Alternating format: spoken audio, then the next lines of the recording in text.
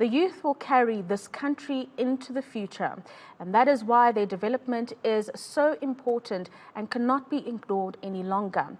As we celebrate Youth Month, we take a look at the work done by a group of independent grassroots childcare organizations called the Mamas Alliance. It's CSI manager Calisto Kondowe who joins me now to expand on the work that they do. Thank you very much for taking the time to join us this afternoon on a very important conversation. Give us an overview, if you will, of the youth unemployment challenges in South Africa and really just how the Mamas Alliance is working with community members to really just change the tide for young people in different communities. Thank you so much, and thank you for having me. Thank you also to the viewers. You know, youth unemployment as it stands is at 30, unemployment in general, it's at 32.9%. And if you look at that 32.9% in South Africa, 60% of that is actually the youth that are affected by unemployment. And, this is because the youth, they actually lack the skills, they lack the training, the opportunities for training, they are so limited. And you see that also the labor market is increasingly becoming labor or skills intensive, which means that they need specialized skills. Look at the digital revolution, for it's all costing the youth, especially those that do not have the skills that are required in the digital era. So you see that the youth are actually impacted by unemployment. They are the most affected by unemployment. Before maybe getting into this, I want to just highlight also that at this stage, our economy is strained with a number of challenges. There's been COVID, which actually made our economy to shrink by a huge percentage of 3.2%. There's a lot that shrank in terms of agriculture, manufacturing, you name it. That also limited the opportunities for youth to get employed. There were the floods in KZN that made our economy to shrink by 0.7%. You see that also affected economic growth, which also worsened the challenge of youth unemployment and the violence that actually happened, the lootings, which led to 150,000 jobs being at risk. You see that the challenge that we are sitting with is actually a huge challenge that we are sitting with in the country. And if you look at it also, there has been perceptions about youth, that the youth, they do not want to work, they are lazy. There's been that perception around the youth, which we actually need to work around to ensure that we have a new page to think about the youth as an opportunity for the country, the youth as an opportunity, not only for the future, but the youth as the leaders now. If you look at the young people, as Mamas Alliance, as an organization, we want to turn the story about young people. We want to build a story of hope. We want to build a story of resilience, a story of making sure that the youth get their space in the economy. Young people are not only the future, they are the country's hope. They are the country's present. And in all the society, you'll see that transformation is actually brought by the youth. And there's a lot of activities that we're doing as Mamas Alliance, which I'll delve into right now. Yeah, before we talk into those initiatives that you're taking on as Mamas Alliance, how exactly are you able to operate and initiate the different changes within these communities, given the various challenges, whether it be infrastructure or other resources lacking in those communities? So how, as Mamas Alliance, are you able to do your work, but also to do things like upskilling young people? Because at the end of the day, not everybody has access to the internet, not everybody has access to a computer, a smart device, and the like. Thank you. Yeah, you can say that again. We are challenged in the communities that we operate in. Maybe just to give a brief of what we do as an organization. We're an alliance of 36 independent organizations. We operate in more than 150 sites in the country, and we are an alliance of grassroots organizations, as you have said.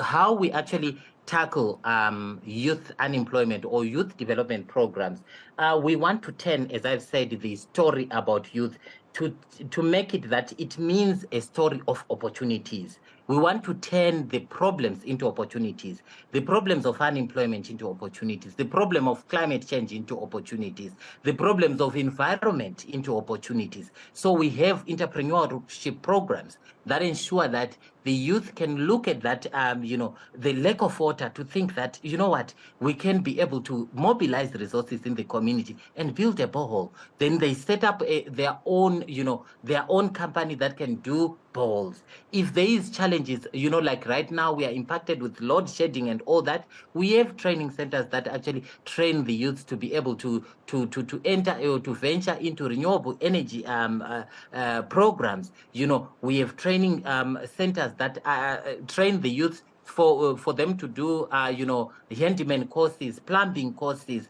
Then like the way that we train them is not only for them to be trained and we leave them there, because we understand that you may train them but they may not be able to get employed. So we train them, we handhold them either to start their own businesses or for them to actually access employment in the formal sector. But those that do not access employment in the formal sector, we assist them to be able to get contracts. But in that process, we also assist them as to how, with entrepreneurship skills of marketing their businesses, how they can be able to get businesses. And when they get business, how can you retain and how can you do your customer service and all those business skills. That's where a lot of youths are actually challenged.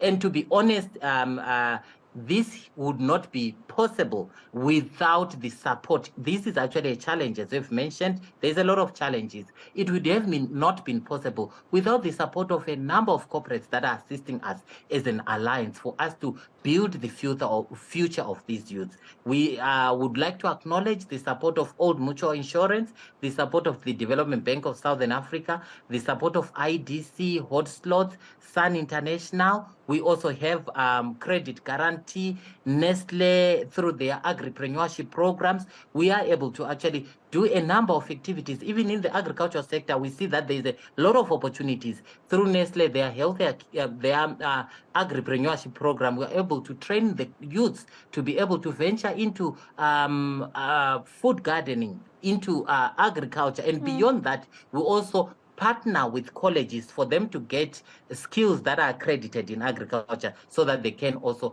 access formal employment. Yeah, I mean, you're getting involved with a lot of corporates, as you've just highlighted, for their key partnerships to make sure that those resources are accessible to those who need the assistance and the upliftment. But what about the role of government? Calisto, you haven't really mentioned their role in all of this. In fact, you've had spoken about colleges, as you've just said, and as I say, the corporates that have put up their hands to say, we've got the resources, these are for you to utilize. The role of government here, or do you think that at this stage it is unnecessary and that communities can do this on their own? As I've mentioned, I think from the start, partnerships are actually very important. When we are confronted with a challenge, I think the challenges are confronting to see the resilience of our partnerships. The partnerships between the non-profit sector, the government, as well as the private sector.